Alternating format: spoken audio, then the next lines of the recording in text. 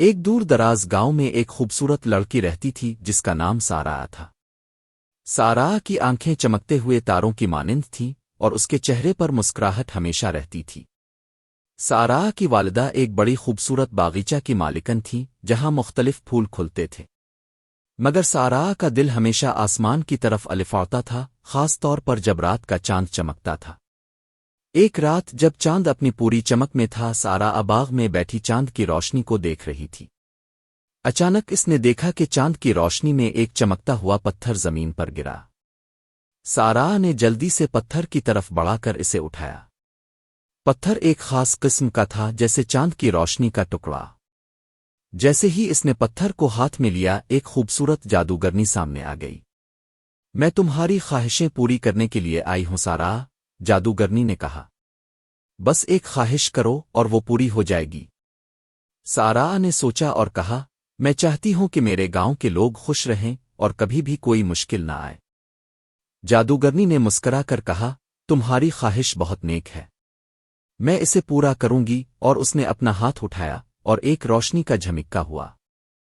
اس لمحے سے گاؤں میں خوشیاں بڑھنے لگیں، لوگ خوشحال ہو گئے اور کوئی بھی دکھ اور غم نہیں رہا۔ مگر کچھ دن بعد سارا نے محسوس کیا کہ لوگ اب زیادہ محنت نہیں کر رہے ہیں۔ سب کچھ جادو کی مدد سے ہو رہا تھا اور کسی کو بھی اپنی محنت کی قدر نہیں تھی۔ سارا کو افسوس ہوا اور اس نے سوچا کہ اس نے شاید غلط خواہش کی ہے۔ ایک رات پھر چاند کی روشنی میں سارا جادوگرنی کو دوبارہ بلانے کے لیے باغ میں گئی۔ میں نے سوچا ہے کہ میری پہلی خواہش بیکار تھی۔ میں چاہتی ہوں کہ لوگ دوبارہ محنت کریں اور اپنی خوشیوں کو خود حاصل کریں۔ جادوگرنی نے سارا کی بات سنی اور کہا، یہی تمہاری اصلی خواہش تھی اور یہ نیک دل لوگوں کے لیے صحیح ہے، اور اس نے پھر سے اپنا ہاتھ اٹھایا۔ اگلے دن گاؤں میں ایک عجیب سی تبدیلی آئی۔ لوگوں نے دوبارہ محنت شروع کی، کھیتوں میں کام کرنے لگے اور ایک دوسرے کی مدد کرنے لگے۔ خوشیاں پھر سے لوگوں کے دلوں میں بسنے لگیں، مگر یہ خوشیاں اب جادو کی وجہ سے نہیں بلکہ محنت کی بدولت تھیں۔ سارا نے دیکھا کہ لوگ دوبارہ خوش ہیں اور ان کے چہرے پر مسکراہٹ ہے۔ اس نے دل میں محسوس کیا کہ حقیقی خوشی محنت میں ہے، اور اسی کے ساتھ اسے اپنی مہارتیں بڑھانے کا شوق بھی پیدا ہوا۔ وہ باغ میں زیادہ وقت گزارتے ہوئے پھولوں کی دیکھ بھال کرنے لگی۔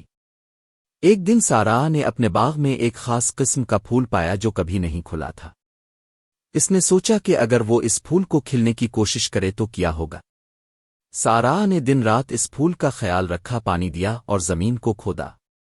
آخرکار چند دنوں بعد وہ پھول کھل گیا۔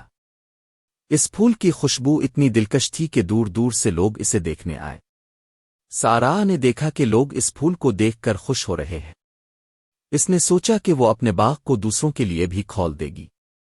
اس نے اپنی والدہ سے مشورہ کیا اور ان دونوں نے فیصلہ کیا کہ وہ ایک پھولوں کی نمائش کریں گی۔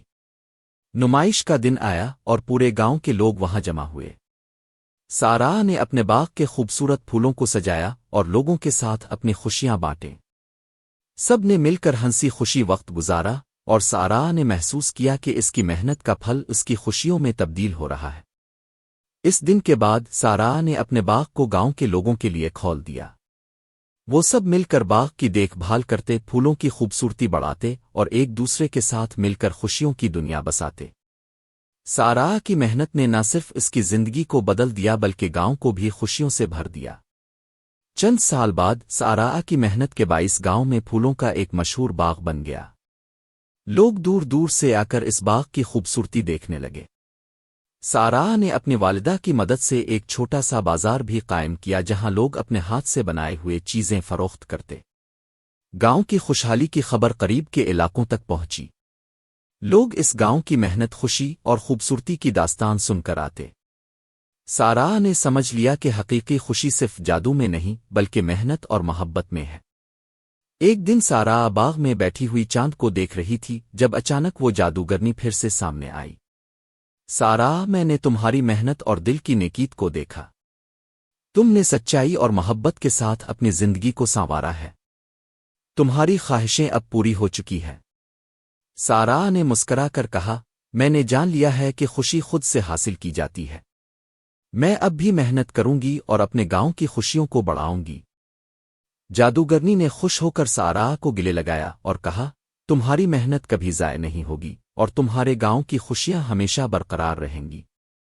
اور یوں سارا نے اپنی زندگی میں محبت، محنت اور خوشی کے ساتھ ایک نئے سفر کا آغاز کیا۔